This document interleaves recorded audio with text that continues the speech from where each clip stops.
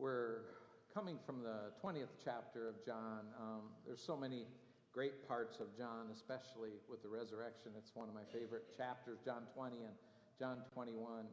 And so I'll start with the 24th, and we'll move 24th verse. And you remember Thomas. I think we all are Thomas sometimes. But Thomas, who was called the twin, one of the 12, was not with them when Jesus came. So the other disciples told him, "We have seen the Lord." But he said to them, "Unless I see the mark of the nails in his hands and put my finger in the mark of the nails of my hand in his side, I'm not going to believe." No way.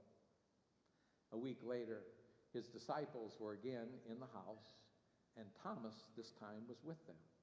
Although the doors were shut, Jesus came and stood among them and said, "Peace be with you." And then he said to Thomas, "Put your finger here and see my hands. Reach out your hand and put it in my side. Do not doubt, but believe." And Thomas answered him, "My Lord and my God." And Jesus said to him, "Have you believed because you have seen me? Blessed are those who have not seen and yet have come to believe."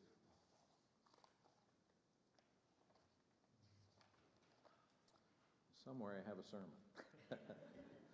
Did I leave it back there, maybe, Cindy? Sorry.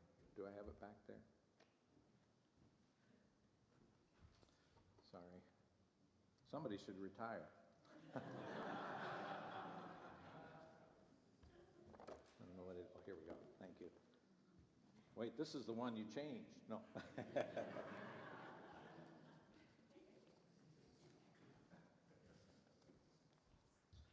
We'll see if we have the pages right. We're told in this scripture passage that the disciples are in a room and the doors are locked. Now, this is after the resurrection, right? The doors are locked. Not just closed, but locked, shut tight. And I've been thinking about that this week because I know that it feels like, I know what it feels like, and I think you do too, what it feels like to live behind a locked door. When Cindy and I were first married, we lived in East Dallas, and it was a rough area at that time. We were serving this little inner city church, didn't have much really of our own, but we had two little children. And one night, I remember it very clearly, we were putting the kids to bed. The house was quiet. The lights were low. And then we heard some rustling outside. And at first, you kind of brush it off. You think, it might be an animal or something. We knew how to do that, but I remember saying, it's probably nothing. But then we heard it again and again, some whispers.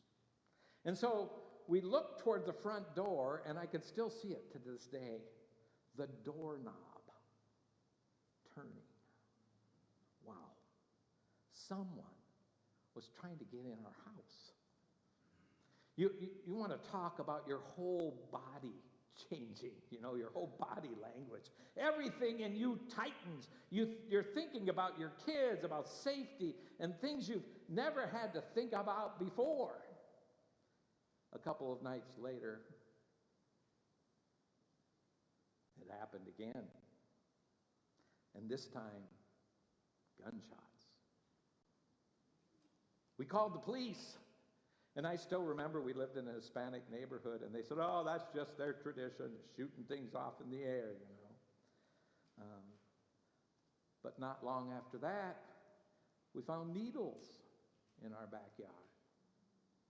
And then a couple weeks later, a police officer was killed just a block away.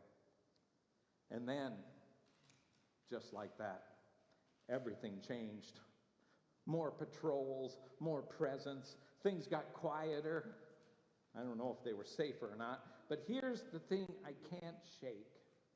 Even when things got better out there, something had shifted in here. And we started to live differently.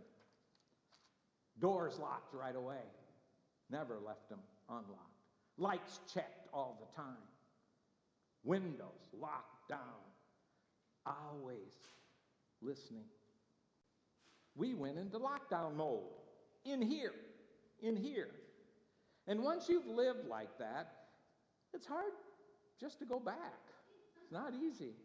And I think that's the room the disciples are in right now in this story. Because they've just watched Jesus be arrested, beaten, killed, put up on a cross. Rome isn't an idea to these disciples anymore. It's power right in their face. It's violence. It's what happens when love gets too close to truth. So they lock their door, and you don't blame them. Not because they're weak, but because they're afraid. And because they've seen what the world can do sometimes. And it's not pretty. And here's the part that's been sitting with me this week. What if the problem is actually both? Something out there that's real and in here.